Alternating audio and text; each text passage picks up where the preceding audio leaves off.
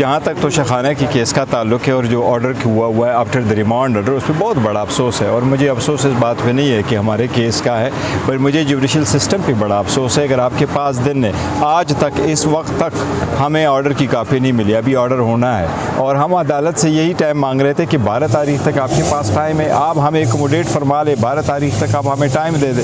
ऐसी सूरत हाल में अगर आप अननेसेसरी लिटिगेशन को भी अवॉइड करना चाहते हैं तो आपको चाहिए कि आप टाइम प्रोवाइड करें। और एक सीनियर काउंसिल के ना अवेलेबल होना और उसका अपने फैमिली के साथ ज़ाती मसरूफियात में बिज़ी होना, ये भी हर लिटिगेंट का एक हक़ है कि उसको भी सफिशेंट काज कंसिडर करके अदालत आपको एक मौका दे दे, और देना चाहिए था। वो हमारी रिजर्वेशन ज़रूर है, इंशाल्लाह इसका इजहार करेंगे हाई कोर्ट में भी और सुप्रीम कोर्ट में भी। अच्छा, ये जो फैसला आए हैं, फैसले में क्या है फैसला क्या है? और दूसरी ये कि मतलब आप लोग जज की जो ट्रांसफ़र है उसके खिलाफ भी आप लोगों ने दरख्वास्त। देखिए, जहाँ तक फैसले का ताल्लुक है तो अभी तक सर्टिफाइड कापी हमें नहीं मिली, नहीं कोई कच्ची कापी मिली है, तो हमें नहीं पता कि जज साहब ने क्या उसमें लिखा है। अलबत्ता इतना ज़रूर है कि हाई कोर्ट ने उनको 8 क्वेश्चन भेजे थे, 3 क्वेश्चन उसमें ये थे कि मेंटेनेबिलिटी पे आप ये फैसला कर ले, और 5 क्वेश्चन जो थे वो लिमिटेशन से रिलेटेड थे। अब उन्होंने किस तरह उसको आंसर किया है, क्या उसके बारे में लिखा है, ये तो डिसीजन आएगा तो पता होगा।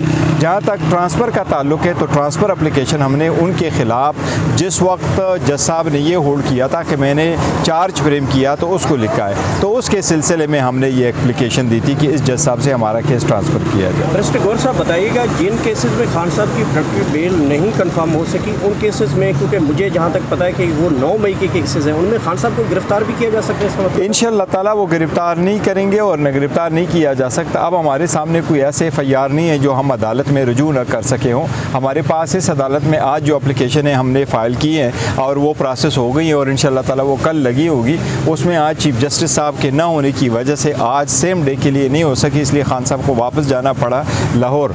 वो रीज़न यही है कि चीफ जस्टिस साहब के पास इख्तियार है सेम डे को लगाने के लिए, सीनियर जज के पास द नेक्स्ट डे लगाने का इख्तियार ज़रूर है, लेकिन सेम डे सुनने का इख्तियार नहीं है, तो इसलिए नहीं हो सके। एक मरतबा आप अदालत के सामने आ जाओ तो अभी जो सुप्रीम कोर्ट ने खान साहब के केस में ऑर्डर कर दिया है उसके बाद आपकी अरेस्ट नहीं हो सकता। उसके साहब कह रहे हैं कि जो तोशाखाना केस है उसमें खान साहब और उनके वकील ताहिरी हल्फ इस्तेमाल कर रहे हैं, क्योंकि इस केस में खान साहब को सज़ा भी हो सकती है, तो इस हवाले से बता रहे हैं। देखिए, जहाँ तक इस बात का ताल्लुक है तो मैं आपको एक ज़िक्र ज़रूर करूँ कि इस तासुर को ज़ायल करना चाहिए कि हम ताहिरी हर्ब इस्तेमाल करें। ये केस फाइल हुआ था 8 नवंबर को, खान साहब को पहला नोटिस मिला है 12 दिसंबर को, और खान साहब को कहा 12 दिसंबर के आप 9 जनवरी को पेश हो जाए। 9 जनवरी को हम पेश हो गए। जज साहब ने कहा, क्योंकि उस वक्त खान साहब हॉस्पिटल में थे और वो मेडिकल मौजूद था, जज साहब ने ख़ुद उस पर 31 जनवरी की डेट दी।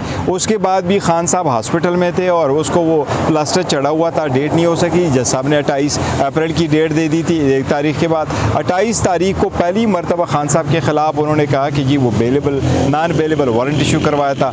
उसके बाद जब हम हाई कोर्ट गए और हाई कोर्ट ने हमें ये ऑर्डर कर दिया था कि आप वापस चीफ जज साहब के पास चले जाएं।